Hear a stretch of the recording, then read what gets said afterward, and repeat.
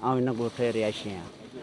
अॼु असांखे अल्हम्दुलिल्लाह वॾी ख़ुशी थी आहे, छाजे करे हे ॿ नियाणियूं, हिन जो वालद साहबु आहे रमू बुकेरो नालो आहे हुनजो, असांजे ॻोठ में ई रहे थो, बाक़ी आयल सिंध खां आहे। बाक़ी हाणे इहो आहे त हिन जो होॾां केर बि कोन्हे, हीअ अकेलो आहे, जंहिं ड्यूटी कंदो या हिन नियाणी खे संभाले। इन करे असांजी इहा ई अपील आहे सलमान मुराद साहब सां, साजिद जोखियो साहब सां, असांजे जाम अब्दुल करीम साहब सां, त साईं हिन जी मदद करियो।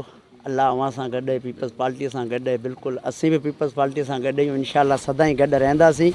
बाक़ी हिन जो हीउ पुटु वॾो, पंहिं खां पुठियां पुटु सारो थींदो आहे, जंहिंजो वॾो पुटु पाण ई मस्तानो थी वियो आहे। हाणे हिन जो अलाह खां सवा, अवां खां सवा केर बि कोन्हे।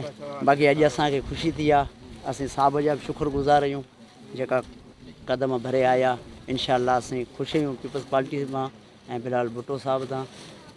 जीअं भुट्टो सदा ज़्यादा ऐं अवां खे क्रेडिट ॾिनो जेको अवामी प्रेस क्लब हिन इशू खे असां सां गॾु उथारियो। असांजे चैनल में एॾो पावर कोन हो, असां सोशल मीडिया ते छॾियो, तव्हां सां राब्तो कयोसीं, अल्हम्दुलिल्लाह अवां इन मसइले खे उथियारियो। अॼु सॼी क़यादत हितां अची सड़ी आहे।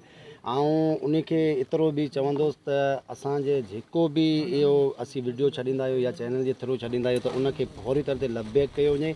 हिन में को पार्टी जो इशू न आहे, हिन में इंसानियत जो इशू आहे। अल्हम्दुलिल्लाह अॼु हिन इंसानियत ॾेखारी आहे, हिन को पार्टी जो या बुटे जो या अल्हम्दुलिल्लाह किथे चीज़ जो न ॾेखारियो। अॼु सलमान अब्दुल्ला मुराद, साजिद जोखियो साहब अॼु इंसानियत ॾेखारियूं त असां मलीर जे माण्हू खे निंदड़ को न छॾींदासीं। असां मलीर जे माण्हुनि जी माना हमेशह सरबराही कई ऐं कंदासीं। असीं उमेदु कंदासीं त असांजा इहे सरबराह अञा बि थियनि, असांजे घरी बि अञा सरबराह थियनि। जेको हिन जी हालति ॾिसो, हिन जे घर जी हालति, हिन जो थोरो प्लाट जो इशू आहे। ऐं इहो बि साईं वारे सां गुज़ारिश कंदो त हे थोरो घणो प्लाट जेको उनखे माना करायो वञे त उन जो घर में ऐं इन जो पे जो रोज़गारु हलियो वञे। ऐं साईं वारे सां हिकिड़ी मुंहिंजी ॿी बि गुज़ारिश आहे, इन मौजूद सां हटी करे परवेज़ जेको जना हॉस्पिटल में हिन वक़्तु मौजूदु आहे, इन ई ॻोठ जो उनखे रसूड़ी थी वई आहे दिमाग़ में, ऐं उहो कम से कम महीने खां उते पियो आहे। त उनजो जेको थोरो इलाजु हले पियो, अल्हम्दुलिल्लाह साजिद साहब उनजो खणे पियो इलाजु, पर फिर बि अवां बि उनजी मालिकी कयो। उनजा घर वारा हिते बि उहे बि ग़रीब आहिनि, उन खे बि ॾिसजां।